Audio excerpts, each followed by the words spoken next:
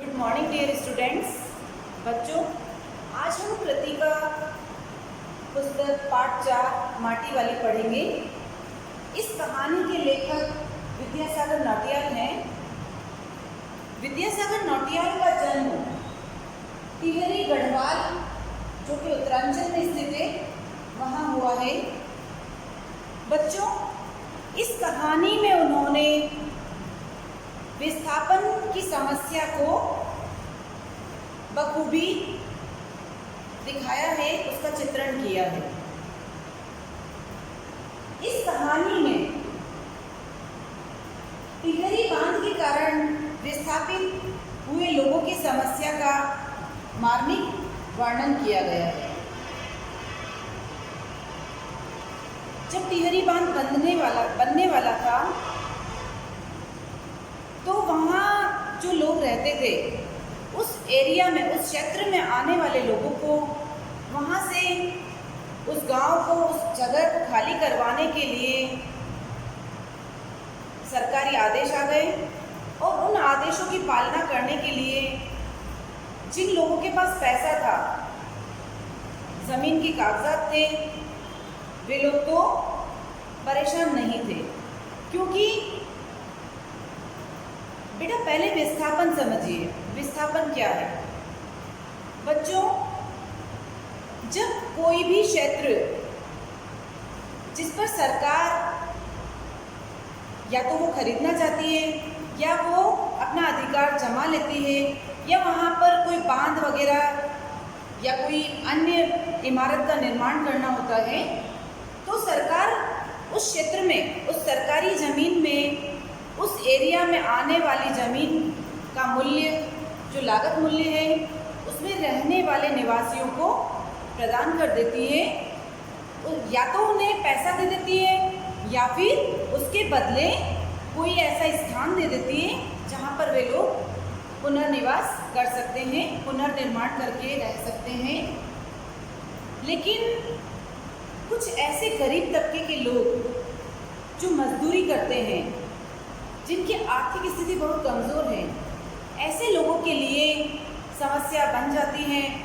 वे कहाँ जाए, कैसे रहेंगे, कहाँ रहेंगे, ये सारी समस्याएं इस कहानी के माध्यम से विद्यासागर जी ने उजागर की है। तो इन समस्याओं को हम पढ़ेंगे, समझेंगे। बच्चों, मैं इस कहानी को आपको शाब्दिक रूप में समझा रही हूँ, जिसे आप पूरा सही ढंग से पढ़ेंगे। और मैं कुछ कठिन शब्द और अर्थ दूंगी, तो आप शब्दार्थ अपनी कॉपी में लिखेंगे। बच्चों, इस कहानी में एक बुढ़िया जो मिट्टी बेचती है, घर घर जाकर मिट्टी बेचती है, उसके बारे में बताया गया है। हरिजन समाज की ये महिला, ये बूढ़ी औरत टिहरी गांव के प्रत्येक घर में जाकर मिट्टी बेचने का काम करती है। बच्चों, आपको मालूम होगा कि प्राचीन काल में या वर्तमान समय में भी हम कई गांव ऐसे देखते हैं। वैसे तो गांवों में भी अब पक्के घर होने लगे हैं, लेकिन ऐसे घरों के आंगन, जो कच्चे घर हैं, उसके आंगन की लिपाई के लिए लाल मिट्टी का प्रयोग किया जाता है।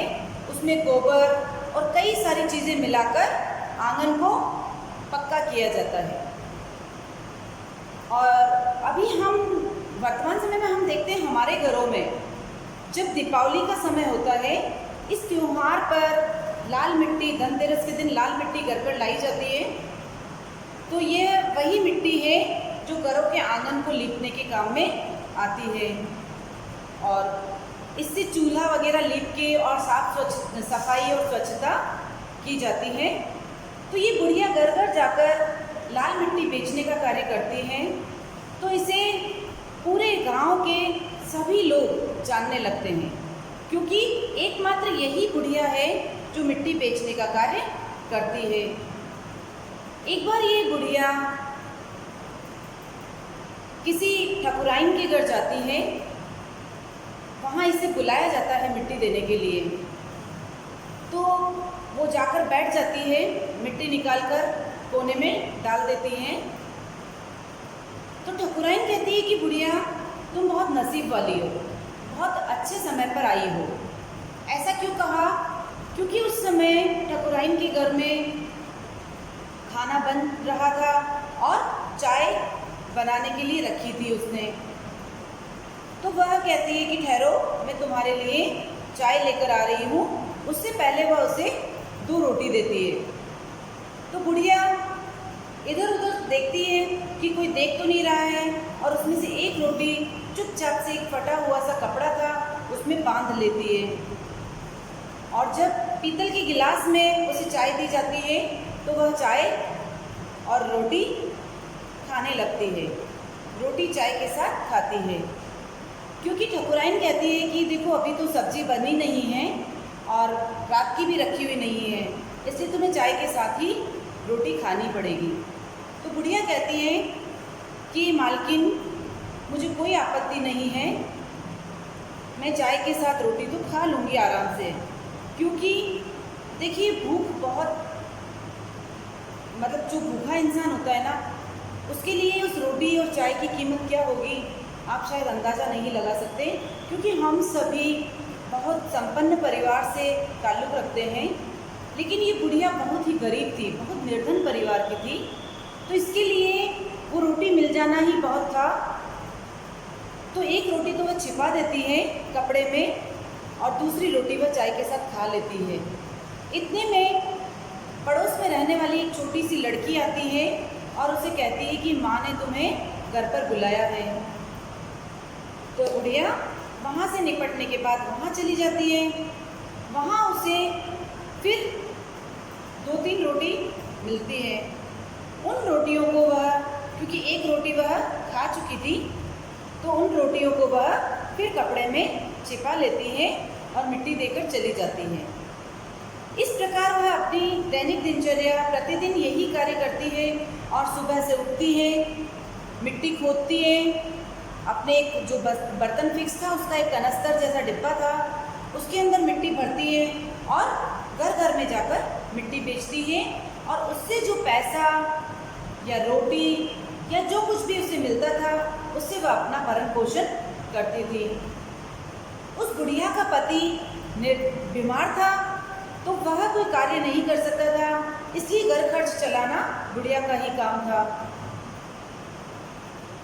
प्रतिदिन इस प्रकार कार्य करते करते बुढ़िया उस दिन भी यह सोचकर कि चलो आज 3 रोटी मिल गई है और कुछ पैसे भी मिले थे, तो वह सोचती है कि आज चलो मेरे पति को मैं सब्जी भी खिलाऊंगी। तो पैसे पास में होने के कारण वह कुछ प्याज खरीदती है और वह सोचती है कि घर जाते ही बताऊंगी भी नहीं कि मेरे पास आज सब्जी भी है, और मैं फटाफट से प्याज को कूट के सब्जी बना दूंगी और ये खाना उसे खिला दूंगी। बुढ़िया जहाँ से गुजर रही थी वहाँ से उसके घर पहुँचने में उसे करीब 1 घंटा लगता था। तो वह जल्दी जल्दी यही सोच विचार करते करते कि आज तो मैं घर जाऊँगी, घर जाते ही बूढ़े को खाना अच्छे से खिला दूँगी, सब्जी भी खिला दूँगी और रोटी भी आज तो ताज़ा मिली है, गरम मिली है, तो मैं उसे खिला दूँगी। आज उसे सूखी रोटी नहीं खानी पड़ेगी। ये सोचते सोचते वह अपने घर पहुँच जाती है। घर जाकर देखती है कि जो बुजुर्ग सोए हुए थे वे ना तो हिलते डुलते हैं, ना उनमें कोई मूवमेंट होता है, बस वे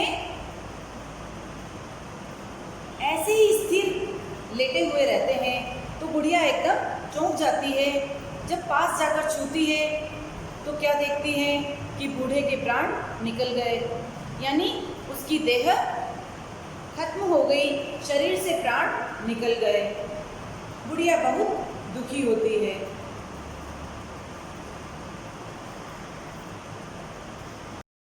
अब इन दिनों उस गांव में टिहरी बांध पुनर्वास के कारण सरकारी गतिविधियां चल रही थी। तो एक साहब बुढ़िया के घर आते हैं और आकर बोलते हैं कि अपने निवास के प्रमाण पत्र दो। तो वह बुढ़िया कहती है कि उसने तो अपना पूरा जीवन लोगों के घरों में मिट्टी पहुंचाने का कार्य करके बिता दिया है। तो वे साहब कहते हैं कि भाई तुम मिट्टी कहाँ से लाती हो? तो वो कहती है कि माटा खान से। तो साहब कहते हैं कि माटा खान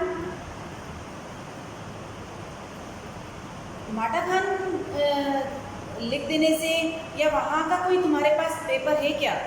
अगर वह हो तो बता दो, वरना मैं केवल वह लिख देने से या तुम मिट्टी बेचती हो ये बता देने से तुम्हें पुनर्वास नहीं मिलेगा, यानी तुम्हें वापस रहने के लिए स्थान नहीं मिल पाएगा। तो बुढ़िया कहती है कि मेरे पास ना तो कोई कागज़ है, ना मेरे पास कोई लिखित दस्तावेज है, मैं तुम्हें क्या बताऊं, मैंने तो पूरे जीवन मिट्टी बेचने का ही कार्य किया है। तो वे साहब मजबूर थे, क्योंकि सरकारी नियम थे उनके अनुसार, उनके पास और ये सुविधा नहीं थी कि वे उसके एवज में कुछ कर पाते, और उन्हें वही उस बुढ़िया को वहाँ से वह झोपड़ी जहाँ वह रहती थी वो छोड़ना पड़ती है। और जैसे ही बांध का पानी वहाँ पर आने लगता है तो लोग अपने अपने घरों को खाली करके चले जाते हैं। बुढ़िया भी वहाँ से बहुत दुखी मन से निकल जाती है, क्योंकि उसके पास कोई ठिकाना नहीं है। बस वह बुदबुदाती हुई दुखी भाव से वहाँ से निकल जाती है। इस प्रकार इस कहानी में जो विद्यासागर जी हैं उन्होंने बहुत ही मार्मिक वर्णन किया है कि जो लोग पैसे वाले थे, आर्थिक रूप से सक्षम थे, उन लोगों ने तो अपना स्थान पा लिया, लेकिन जो इस प्रकार झोपड़ियों में रहने वाले बहुत गरीब और निर्धन लोग थे, वे लोग कहाँ जाए? इस समस्या को उन्होंने इस कहानी के माध्यम से उजागर किया है। तो बच्चों, आप इस कहानी को पूरा ध्यान से पढ़ेंगे और जो मैं कठिन शब्दार्थ दे रही हूँ उन्हें आप कॉपी में लिखेंगे।